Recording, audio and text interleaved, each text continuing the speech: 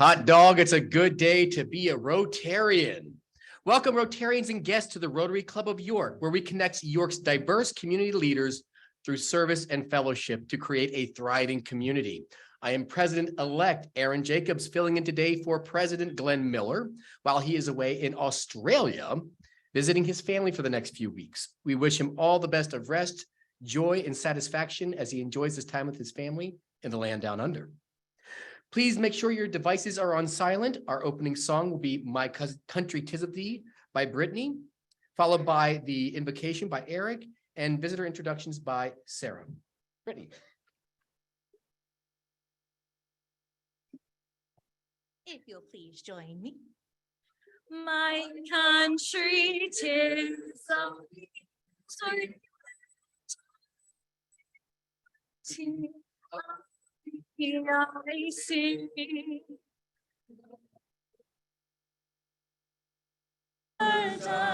Land of the pilgrim's pride, from every mountainside, let freedom ring. I pledge allegiance to the flag of the United States of America and to the republic for which it stands, one nation under God, indivisible, with liberty and justice for all. Will you prepare yourself for prayer in the way that you're most accustomed? Let us pray. Creator God, we come before you humbled at this change of the season upon us as we enter spring and a time of renewal in your great creation. As new life returns to our world, we are reminded of the abundant life we have. Bless our meeting today of the Rotary Club and give our speakers guidance as they share about their history and the newest mobility trends in our community.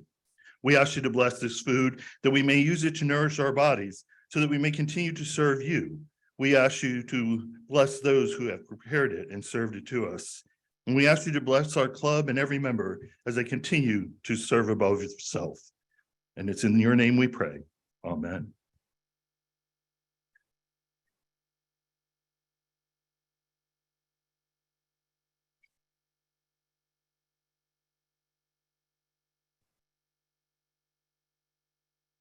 So, lesson learned, if you don't show up for a few meetings, then Lynn will tap you to introduce the guests to get you back. So I'm pleased to have the honor of introducing guests for today. When I call your name, please stand up and remain standing until we have a chance to welcome you. Tim Bupp is a guest of Frank Countess. Jenna Reedy is a host or hosted by our speaker. Jack Dyson is a guest of Larry Richardson. Michael Giuliano, guest of Rob Bowen. Sherry Welsh, guest of President Glenn Miller. Scott Burford, Brian Tate. And Kim Lentz is a guest of Kim Alvarez. I'll turn the podium back to Aaron. Thank you, Sarah. It's a pleasure to serve a club where we welcome guests every week to be a part of a program where we learn about our community and how to better serve one another. I hope you have enjoyed a delicious meal and met some friendly Rotarians. And I'm sure that you will very much like today's program. Please visit as often as you like, and by all means, consider being a Rotarian if it's right for you. Rotarians, please join me in welcoming our guests.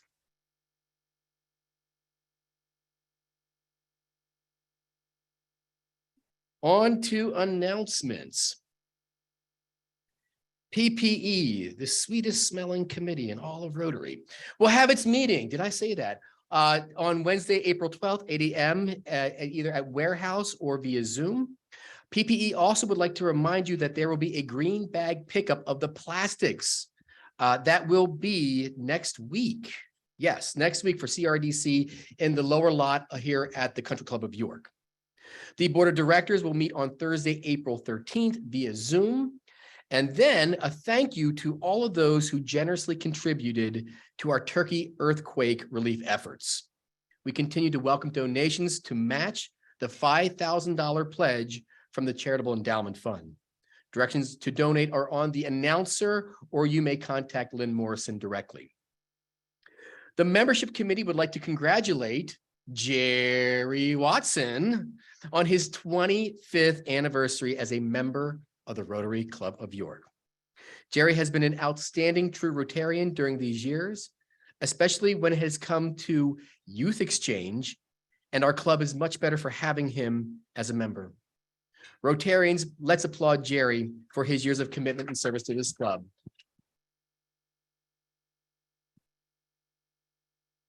Now, to talk about Rotary at the Revs, it will be Eric Menzer, who may also elaborate on the new Ferris wheel that's going up in front of the, if you haven't been on Facebook. Thank you, Aaron. I am so disappointed that Glenn Miller is not here today. I was going to bust his chops about not giving me any material to work with. No cheap jokes about baseballs being thrown over the past 12 months. So I'm going with this hat instead as my prop. You might be asking yourself, what is that hat Eric's wearing? It's not a Revs hat. You'd be sort of correct that it's not a Revs hat, and I'm not going to tell you what it is if you don't know, because you have to come April 26th at Wellspan Park and find out for our traditional offsite preseason Meet the Team meeting. We'll be joined again that day by Rick White, president of the Atlantic League, to talk about league expansion, pitch clocks, all kinds of other things. Making my life more complicated is the fact that our new manager is also a Rick Forney. There have been lots of email address mix-ups already.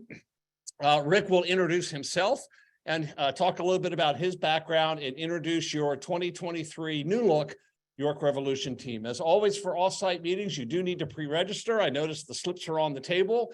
The deadline is April 19th. We can accommodate about 100 of you that day. That meeting always fills up, so go ahead and register early if you're planning on joining us. Thanks.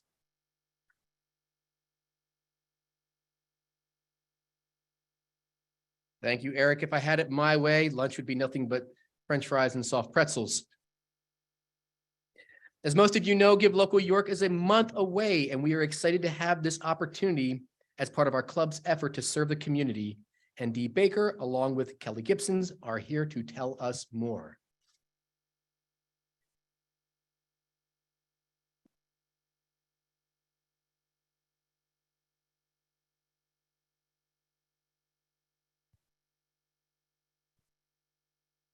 I'm always hesitant to get up and talk about giving money because this club is so incredibly generous. And I feel like every month you are asked and you deliver. But here we are, a month from Give Local York. This year, we've picked a little bit of a different project. Many of you know our past projects. We renovated and beautified Kiwanis Lake. We purchased the police dog Con. We've helped poor individuals help with childcare subsidies. This year, we decided to kind of help ourselves. So we have partnered with our own Rotary Grants Committee. The Charitable Endowment Foundation puts aside about $20,000 a year to give out grants to the community. And Kelly Gibson is the chair, and she's going to share some of that with you. And so what we're going to do this year is try to see if the club, through our Give Local York Drive, can actually match that $20,000. So the grants committee would have $40,000 to give. Now, what will happen is that the applicants are already applying for these dollars. Last year, we had over $58,000 in requests and only had $20,000 to give. And the folks in the community that are asking for these grants are focusing on strengthening the economic ability of families in York. So people may be helping folks get training or education for the underemployed and unemployed so they can rejoin the workforce. And the other area is peace, particularly reducing gun violence, which we all know is so important for our community. Grants will be given out about from $2,500 to $10,000, and those grants will be given out in June or July. And so your dollars will have an immediate impact. You'll be giving on May 5th for Give Local York, and they'll go right back out into the community the following month. So I'll turn it over to Kelly. Good afternoon. So the photos you're seeing are of one of our grantees from last year. It was from the Back to School Resource Fair for York City students run by Diaz Woodard, Recreation Specialist for the City of York. And I'm just going to share some words that Diaz provided to me. I apologize in advance for not being in attendance to share my gratitude for receiving the 2022 Rotary Grant in support of the City of York annual Back to School Resource Fair. Every year, the City of York, through the help of various supporters, provides the families of the City of York with resources and supplies to return to school. In 2022, we were blessed to receive the Rotary Grant. This contribution made a huge impact on what we were able to give and the services we were able to provide. With the funds from the Rotary Grant, we were able to provide 100 additional backpacks, pay for a DJ, purchase food and school supplies to give to our participants. Not only did the grant support our already established program, it enabled us to be able to broaden our reach in the York community. I am forever grateful for the Rotary Club's support and respect their continuous efforts to support the organizations of the constituents of the City of York. Thanks again, and hope to be able to participate in the future. With your support at Give Local York, we'll be able to make these kinds of impacts all year round and really be able to fund even more organizations than we're able to do. And we thank you for your support.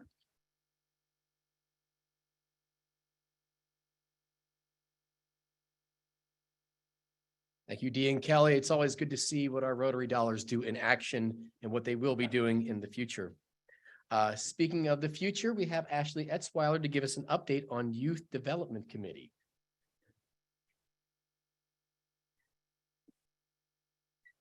Good afternoon. I'm sure a lot of you remember Tavon Parker. He spoke last year about his Advantage program.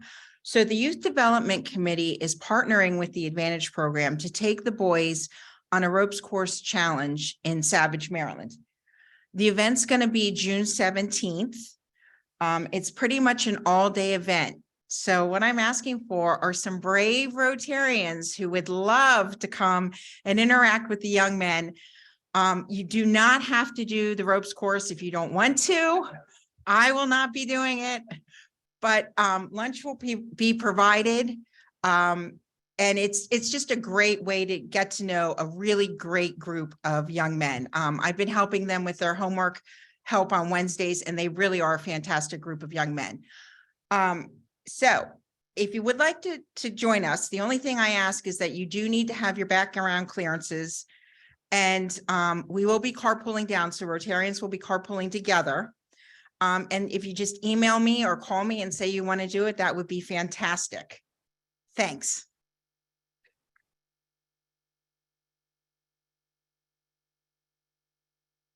Thank you, Ashley. When you say the words brave Rotarian, the only name that comes to mind is Phil Woods. Consider yourself voluntold all the way there in the back. Oh, I see. It works. It works. The podium works. Thank you, Ashley. And now I'd like to introduce Ray Rosen, who will introduce our speaker.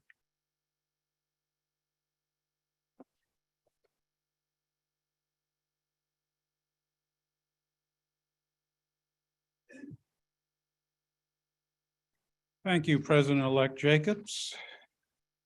It's my pleasure to introduce Richard Farr, who is the Executive Director of the Susquehanna Regional Transportation Authority, better known as Rabbit Transit. A regional public transportation provider, Rabbit Transit offers a variety of transportation services to the residents of an 11-county diverse geographic region in central Pennsylvania, providing over 4.5 million trips a year. Rich's leadership has resulted in a number of initiatives, including piloting paratransit software and the Find My Ride Pennsylvania project for the Commonwealth, as well as the creation of a 501c3 nonprofit known as rabbitcares. And that's one we corralled President Glenn to be the chair of. Rabbit Transit was selected and is currently participating in a long-anticipated statewide same-day shared ride project under the direction of PennDOT. Rich has served on the MATP, that's a Medical Assistance Transportation Plan Advisory Committee, the Human Services Transportation Coordination Study Team, and the Act 89 Shared Ride Pilot Program Advisory Committee. He was named the Commissioner on Governor Corbett's Transportation Funding Advisory Commission. He served as past chairman of the Pennsylvania Public Transportation Association, the Susquehanna Regional Transportation Partnership, the York County MPO, that's the Metropolitan Planning Organization, and the Adams County MPO. He was appointed to the National Transit Institute's Advisory Board and currently serves as a board member of the WellSpan Healthcare System. In today's presentation, Rich will explore the past, present, and future of mobility in the Susquehanna Valley and what this means for the business community. It's my pleasure to introduce Rich Farr.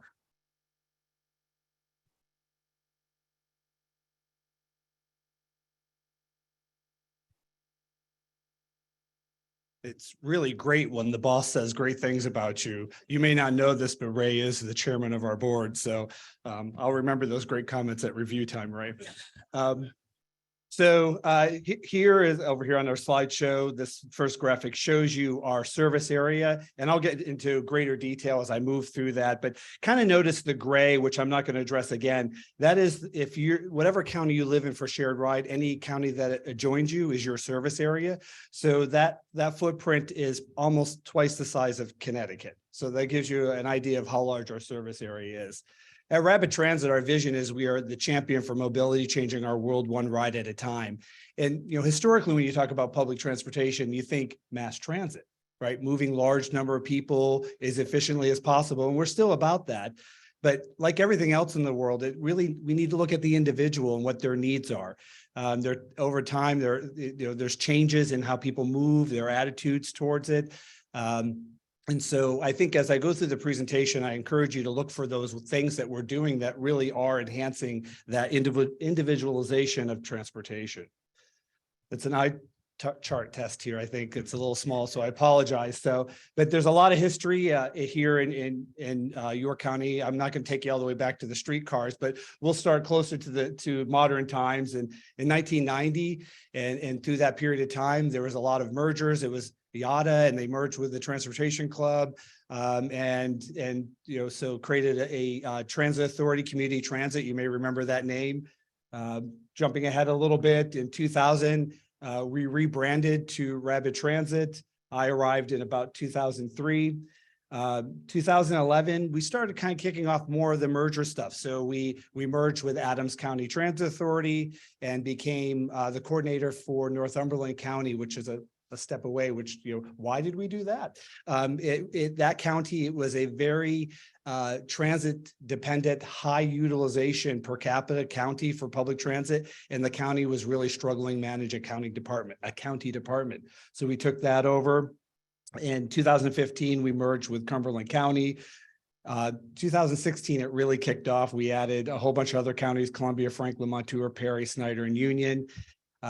Most recently, we have partnered with Capital Area Transit. We are all now Rabbit Transit. So we're officially went from YADA to YCTA to CPTA to SRTA. I think there's a lot of holes on the front of the building with the signs coming on and off, but a lot of great things. And so this gives you a little understanding of our governance. So while we are an 11 county system, we're really a municipal authority formed by 5 municipalities: Adams County, Cumberland, Dauphin, the city of Harrisburg, York. Soon to be added, Franklin. They have started fixed route like service. I'll talk more about microtransit here in a minute. Interestingly enough, though, we still have 3 municipal authorities. And a lot of people are like, why are you doing that? Well, we have 2 collective bargaining units and they have different contracts. And so each of those bargaining units has stayed with the historic municipal authority, and the rest of the employees who are not organized are working for SRTA. So from the outside, it looks like one, but it's pretty complicated sometimes behind the scenes to really achieve the objectives we're looking for. This is our board composition. We spent a lot of time trying to figure out, where do the votes come from, right?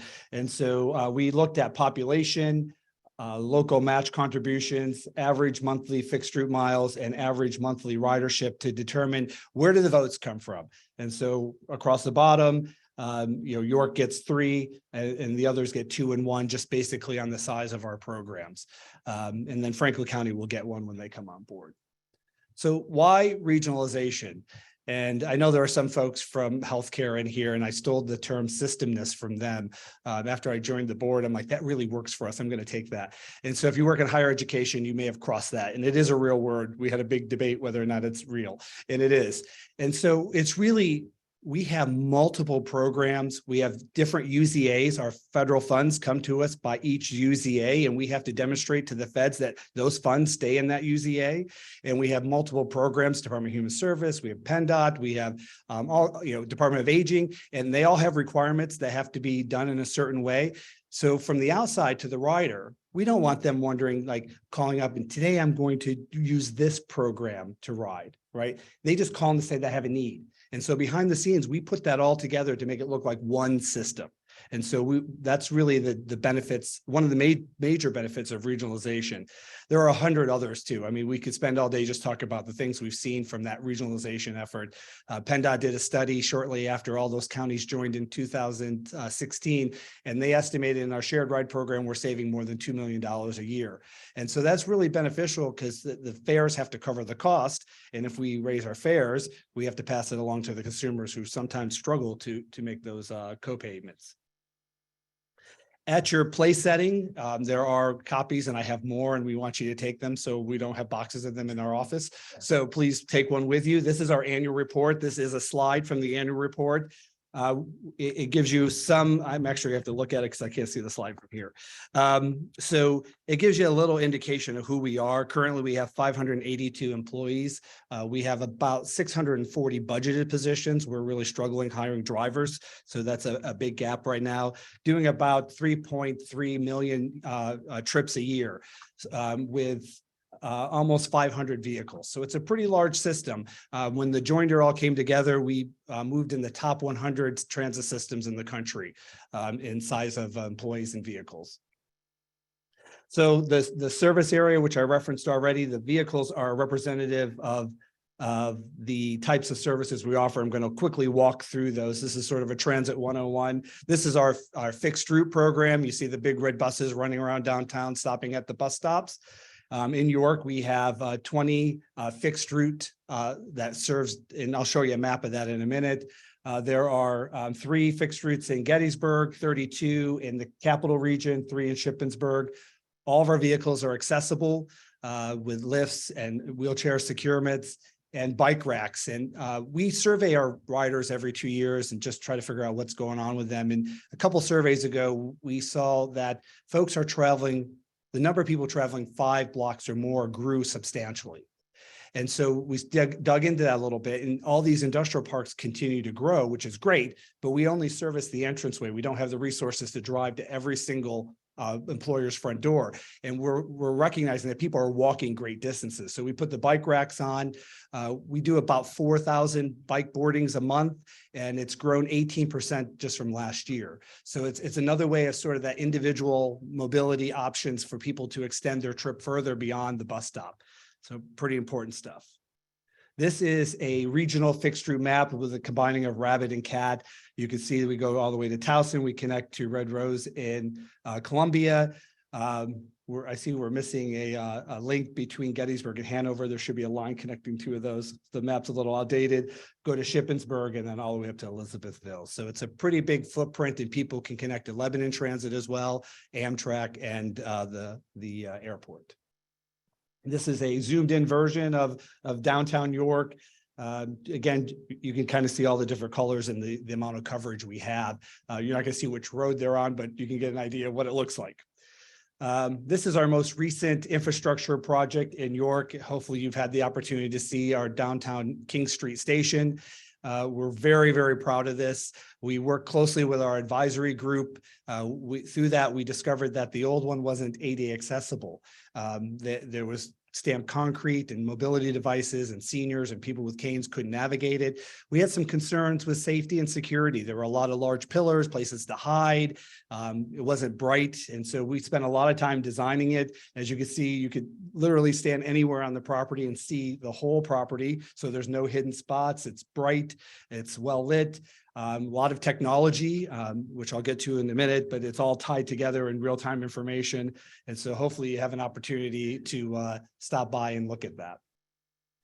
So multimodal is sometimes a trendy word that folks use, but the reality is if you're a bus rider, you're always multimodal because every trip begins on foot. So walkable communities is incredibly important to Rapid Transit. We have sections of our service area where people have to climb over guardrails, walk through ditches. There's not the sidewalk network. And so that's one of the things that we work on with municipalities as well as the MPO to make sure that we try to continue to have that pedestrian connections connected.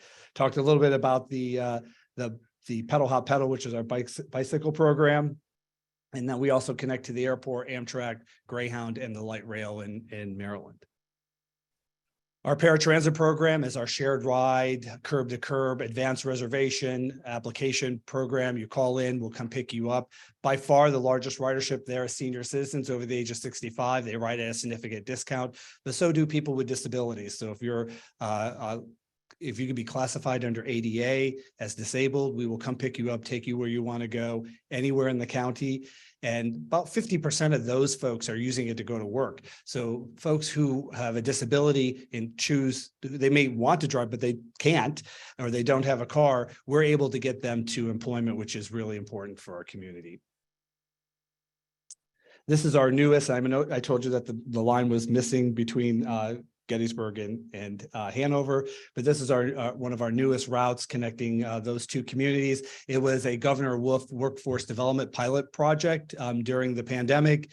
Really worked closely with the Adams County community to connect those two, and really looking targeting the workforce, getting low-income individuals to opportunities in Hanover to work. Our express service is the routes that connect York to Harrisburg or to Towson.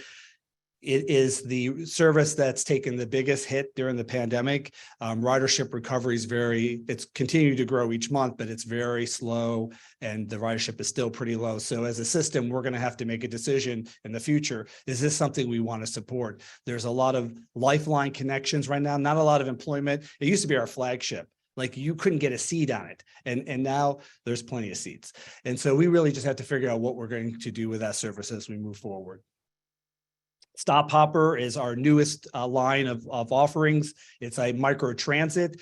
Think fixed route meets Uber. That's kind of what it's like. And so here is the Red Lion area on the map. You draw a geofenced area. The vehicle does not leave the geofenced area. They're between 5 and 15 square miles. We have 6 of these zones now across the service area.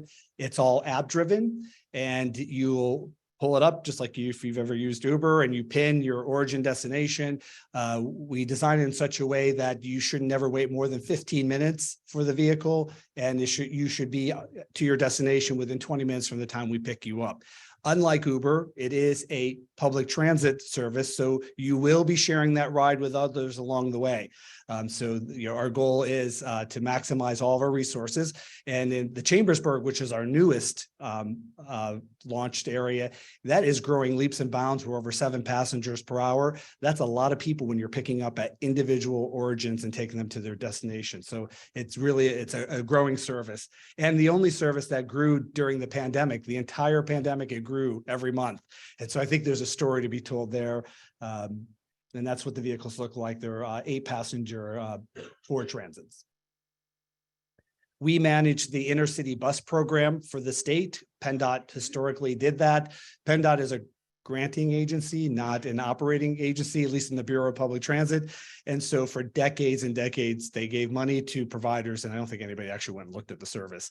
And so they recognized that was a flaw, and they asked if we would assist with this, and we hired a team of folks, and we send them out to ride the buses, primarily contracted with Greyhound in Fullington. We don't operate any of the service. But we've found, bus stops behind the dumpster, behind the building. Like, who's going to wait for a bus there? It's not safe. And so we've been working with the transit systems in all the area to do better connections. And the idea here is to take rural individuals and get them to urban hubs where they can complete their transportation, either on train or plane or maybe other urban transit systems. So it's getting access to the rural areas of Pennsylvania. Hopefully you can see the chart at the bottom. The most important thing is look at the yellow and you can see which direction it's going. Since our involvement, the ridership has greatly grown on the program. It's been stagnant for years. So we're really pleased to be able to improve mobility, for the entire state. Work connections. We do a lot of partnerships with employers. One of my favorite I'm going to highlight is our Route 33. It's the ES3. I don't know if there's anyone in the room from ES3, but they're a great partner. One of the things that we struggle is a bus goes into an industrial park and there could be 12 employers. One starts at 9, one starts at 7. This one has mandatory overtime. This one has 12-hour shifts. And they look at us and say, bring us people. I'm not quite sure how I can accommodate all of those requirements. So ES3 was really knocking on our door. And so I said, let's have a real frank conversation. So we met with the entire leadership team and we said, what if we bring you a bus and you create a shift in every department that aligns with the bus schedule? Isn't that great that you could get some employees?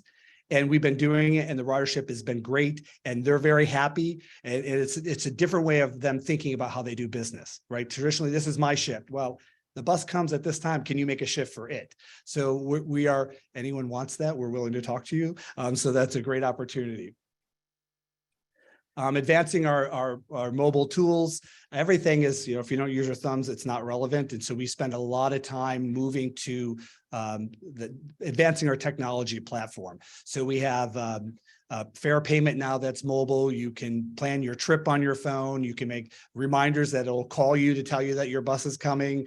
Shared ride, you can now apply online. You can book your trips on shared ride. All of these things have really come to fruition really within the last 3 or 4 years. So spending a lot of time advancing technology, again, trying to meet the individual where they are and giving them the best tools.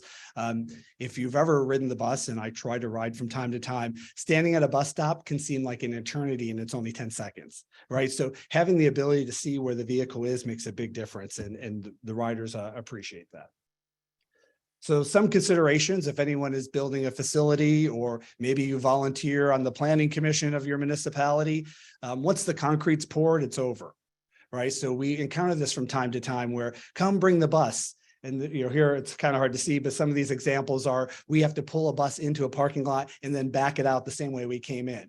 That's not something we like to do. And that happens to be a dialysis center. Not the best place for your poor mobility.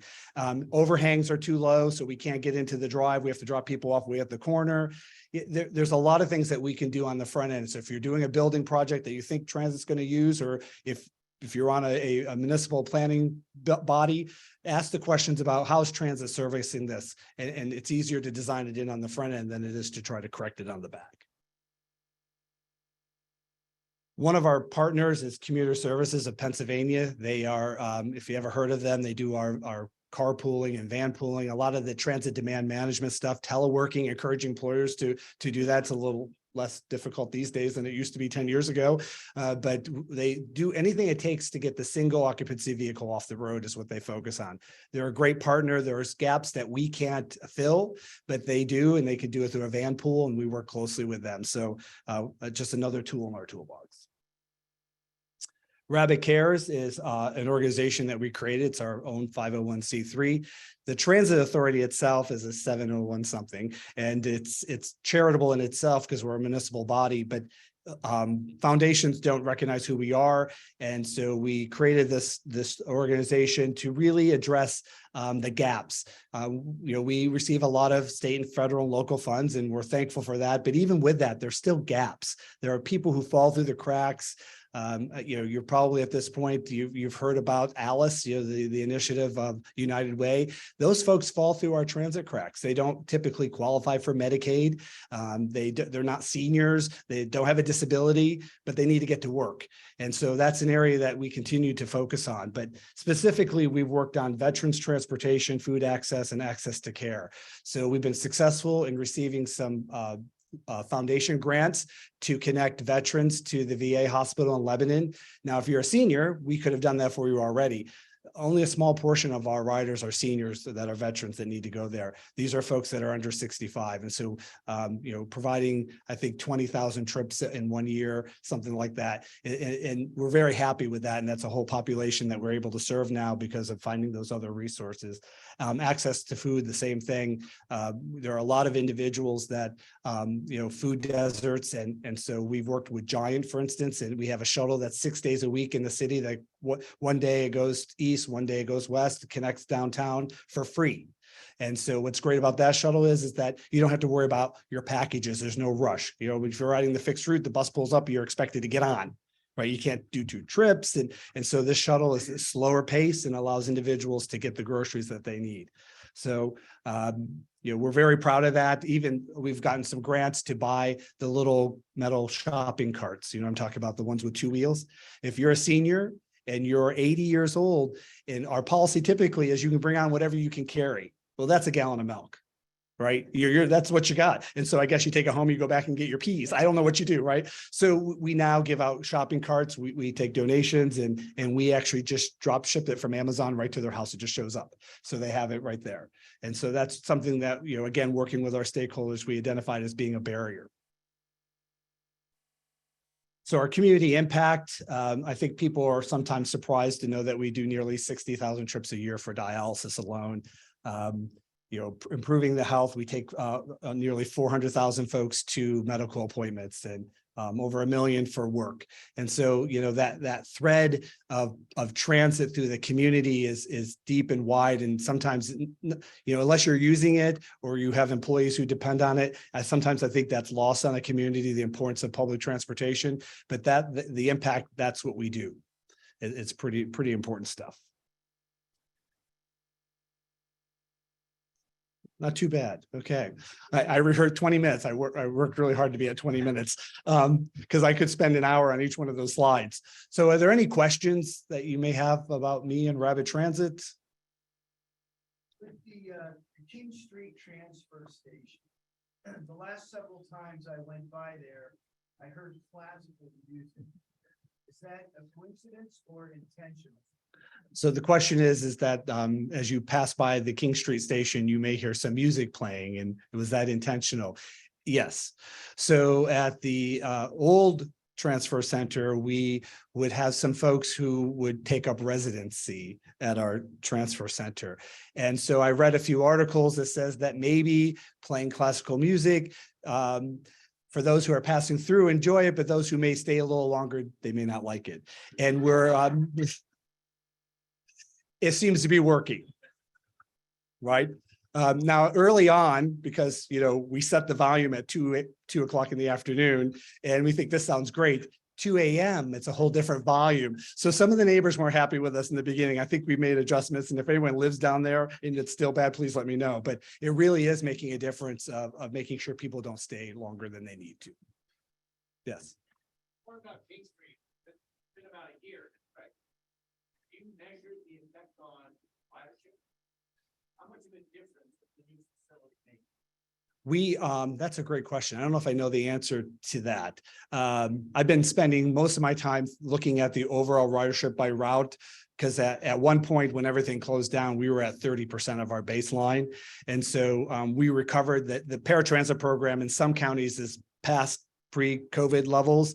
Our fixed route programs just north of 75% recovered. So and it grows every month. So I'm spending a lot of time, probably if it wasn't for the pandemic, they're the kind of things I would want to look at. I'm really spending a lot of time trying to figure out where do the buses need to go in the future it's a different clientele. One thing, it became very apparent to me during the pandemic, who are essential workers, right? And you know, you think, right, healthcare workers, or right, the people who stock the shelves in the grocery store. All of a sudden I realized they have a whole different role in our community. Like when I show up at the Giant, I want my groceries there. And they're the folks who rode consistently through the entire pandemic. They didn't miss a beat. And so it was interesting to see that. Just quickly on the pandemic, we had lots of employees and no trips. And so we did all kinds of creative things. We were the first in the country to dedicate a van. I had a retired Marine who's not scared of anything. And I said, what if we give you PPE, and would you transport homeless individuals to shelters who are positive or you know, those, he jumped in full. We were the first in the country to provide exclusive rides for folks to be either tested or get vaccinated or, you know, to move to shelters. We worked with the food bank, and we picked up boxes and delivered them to people's homes who could not get out. So, you know, just really pivoting when we could. So, yep. So, what's the next frontier for Rabbit Transit? What's the next big thing as you look 2, 3, 4 years down the road? And we talk about this all the time. There's, whether maybe it could be like electrification. But I think service wise, what I'd like to see us begin working on in our fixed route, for instance, in York. And it's sort of the same way in Harrisburg, the two major urban areas. There are a couple routes that carry most of the passengers. Over 50% of our riders go from East York to West York and back and forth. I would love to look to develop sort of a high capacity corridor where maybe there's better bus pull-offs, maybe there's some signal prioritization to really pick up the speed of the vehicle. Time is money. And if you have a choice to do something fast or slow, what are you going to pick? And so if there's a way that we could double the speed of the vehicle, it travels at like 14 miles an hour because you have to figure the stops and the starts and the right. If we could double that, we could provide twice as much service along that corridor. So the frequency would be more frequent, twice as often. And I really think that'd make a big difference. We've been watching different places. For instance, in Richmond, they call it the Flash. They're purple buses, and their ridership has grown 400%, and it continues to just double. And it's level platform boarding. There's no stepping on, prepaid fares. Now, I don't know if we'll go that far, but I think that's sort of the next big thing. I like to find a couple of these high capacity corridors. Yes. The future of the technology in the vehicle itself, are you using natural gas, are you using electric, where is that? Yeah, I'll repeat the question. So what technology, fuel sources are we going to be using today and into the future? We are primarily converting to compressed natural gas at this point. PennDOT entered into a public-private partnership about 8 years ago, 10 years ago, and that's good for another 20 years, I think. So PennDOT's really encouraging us to continue to move in that direction. My opinion is, I don't know where you stand. I think eventually it will be electric of sorts. I don't know if we want to be the bleeding edge of that. I think that's a technology that we weren't the bleeding edge of CNG. It feels like we're moving to CNG and the rest of the world's moving to electric. I guess welcome to Pennsylvania, but I think it's still a greener gas. And we saved a ton of money when everybody else was paying a lot at the pump. We were saving about 70 cents a gallon through the CNG. So there was a significant savings there. So I think that's where we're headed, at least, in the short term. Considered, or is it within your business model?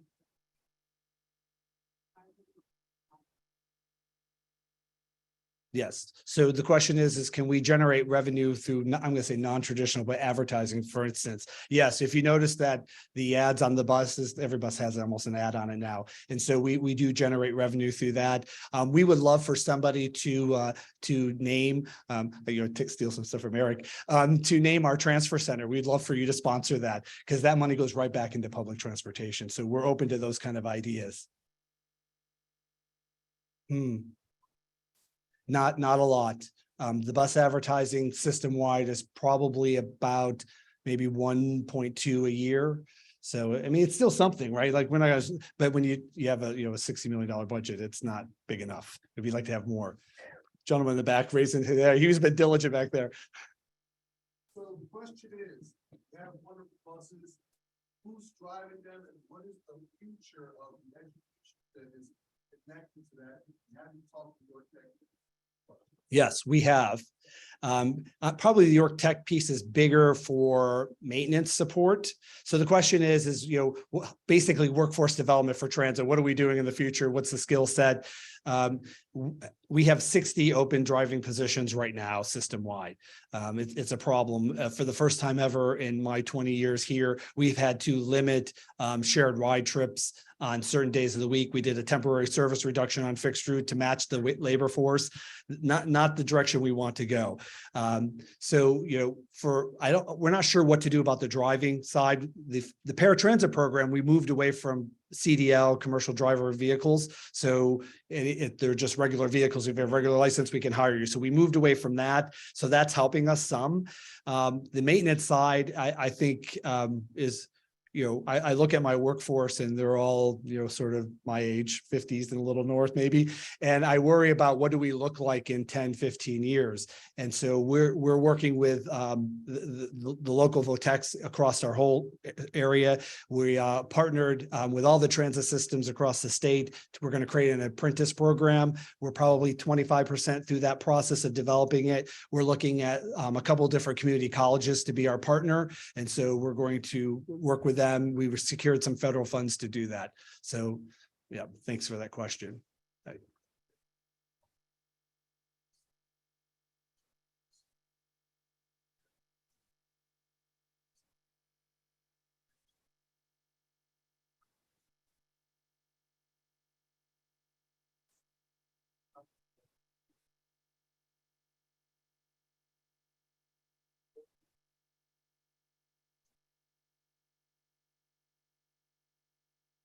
Right.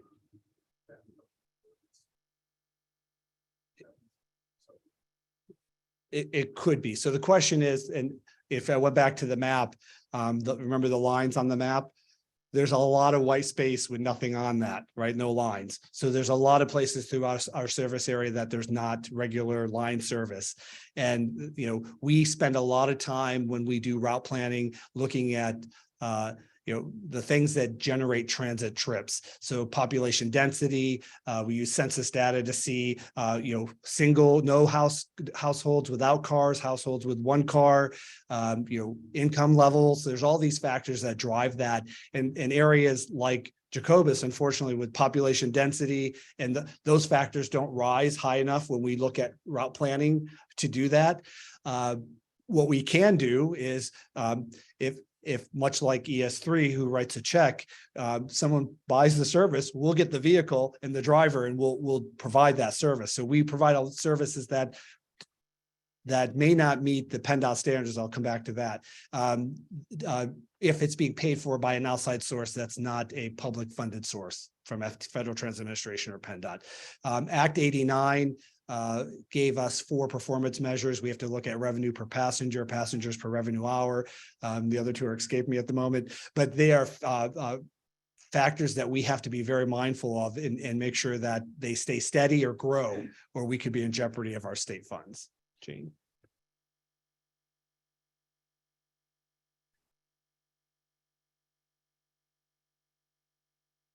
That is true. So what is the fares for riding? So on fixed route in York, it's $1.60 a trip. If you are disabled under the Federal Transit Administration regulations, we are required to offer that fare at half fare. So it would be half of that. Seniors ride free, thank you to the lottery in Pennsylvania. So if you're over 65, you would ride free on the fixed route. Probably the biggest gap or biggest need that I hear all the time is, how do I get discounted passes and so we do, if you buy large quantities, we give you additional discounts by buying bulk that you can then distribute back out. Our mobile technology also allows you to do that. If the rider has a smartphone, you can control the pass through that program and know when it's used and when it's not used. On the shared ride program, it's the same thing. Now the fares are steep. So if I wanted to ride, the fare could be $28. Senior citizens pay 15% of that to ride because of the lottery program again, and persons with disability, PennDOT subsidizes it by 85% as well. So that does buy down that fare in the shared ride program for seniors. Any consideration of autonomous vehicles? Any consideration for autonomous vehicles? I would take them today. Yes. There are a couple of transit systems. Jacksonville, Florida is launching a shuttle, small little shuttle connecting 2 locations. So the technology is very early yet. But it's something we're watching closely. I don't know if the vehicles will ever be unmanned. As we watch the population, if the one thing that's, we all grow older, we hope, right? That's what we're hoping for. But when we grow older, we notice that maybe our mobility isn't the same. And if you live long enough, you will have a disability, that's proven. And so if we could turn the driver into an attendant, I think wouldn't that be a great thing for the community? So I don't know if they'll ever be unmanned, but I don't know if I'll see autonomous vehicles. We're going to pick you up. Did you have a question? Okay. All right. Sorry. Anyone else? Yes.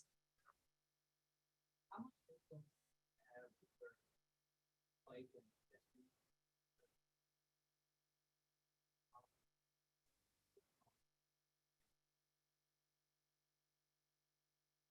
We work closely with the Metropolitan Planning Organization, the MPO, and if you're not familiar with what that is, every urbanized area has to have an MPO. All federal funds have to be approved locally on a TIP, a Transportation Improvement Program, which goes to the STIP, the State Transportation Improvement Program. A little bit of alphabet soup, but there's a lot of control over those dollars locally with that board. Ray, on my introduction, said I was the past chairman of the MPO. I try to stay as involved as I can for those kind of reasons, because I'm serious when I talk about every trip begins on foot. We need those. It could be bicycle, but either all of those pedestrian modes. Historically, I don't think PennDOT, 20 years ago, I don't think they would have seen pedestrian as really a mode as much as they do today. They've created a multimodal division where they brought all of those under one deputate. So I think they're trying to elevate that, but I think, there's such backlog and need but they're moving forward. So thank you. Central Pennsylvania for regional and light rail. What is the likelihood of light rail in central Pennsylvania? I would probably say slim to none in the next 50 years. It's not even being talked about. I think the trend now for transit across the country is don't expand your footprint. Give more to the footprint you're already serving, right? So if you're a transit rider, or maybe you want to be a transit rider, and if you miss the bus and you have to wait an hour or an hour and a half for the next bus, you're not likely going to want to use that mode. Like I'm on the National Transit Institute. It's an advisory board that plans all the transit training across the country.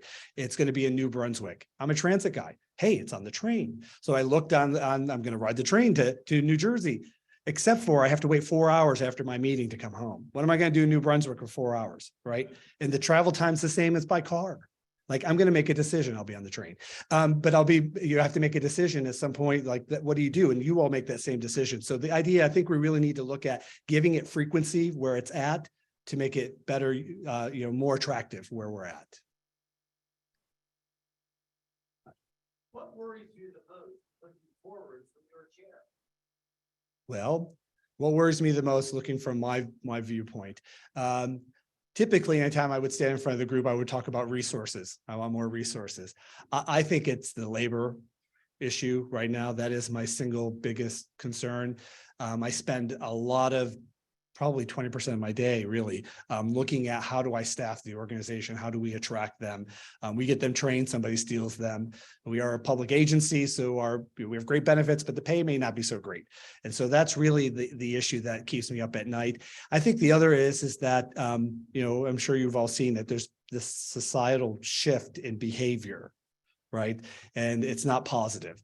And so our operators encounter more conflict today than they have ever had. And there's a lot of mental wellness issues that we're dealing with. And so we've actually hired 2 individuals. We call them transit safety ambassadors.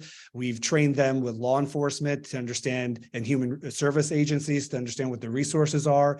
And our hope is that we connect the person who may be causing disruptions to the services that they need. And so when they return as a passenger, maybe the behavior is a little better. Because the idea of just booting them off the vehicle doesn't help if they're going to counseling, right? They need to get to their counseling appointment, but we need some intervention. So probably those 2 things are my biggest concerns facing us right now. Any other questions? All right. Well, I appreciate you having us. Thank you very much.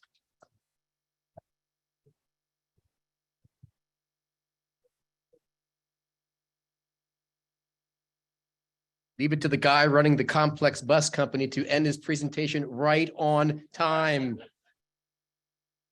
I have to say it was a great program. Now, when I see the rabbits pass me, I'll know it's much more than just buses. And that's what I got out of this. And for what it's worth, I was talking to Rich beforehand.